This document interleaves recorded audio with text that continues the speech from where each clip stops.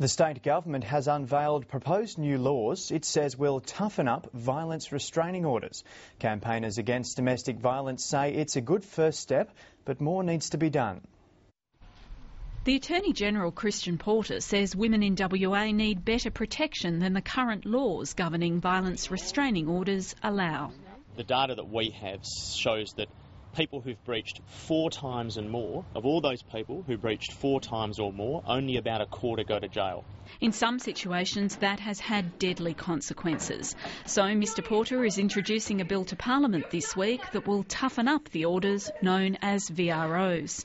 Under the proposed legislation, there'll be a 3 strikes policy for domestic violence offenders who breach a VRO for a 3rd time, except in extraordinary circumstances which would require written reasons from the magistrate or judge.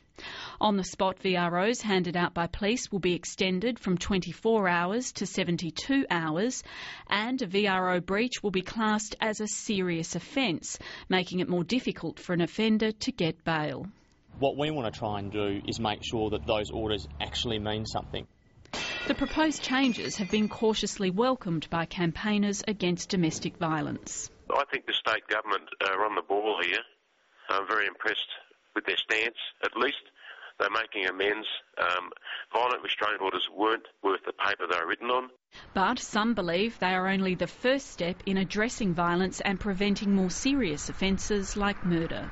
There's no point giving a sentence where they serve a custodial period and then that all bets are off. We need to follow through with supervision. The Attorney-General says post-jail supervision is legally challenging. Once someone's done their time, that's it, they've paid their debt to society. Last year there were 9,100 violence restraining orders granted in WA and 2,700 breaches. Layla Tusak, ABC News.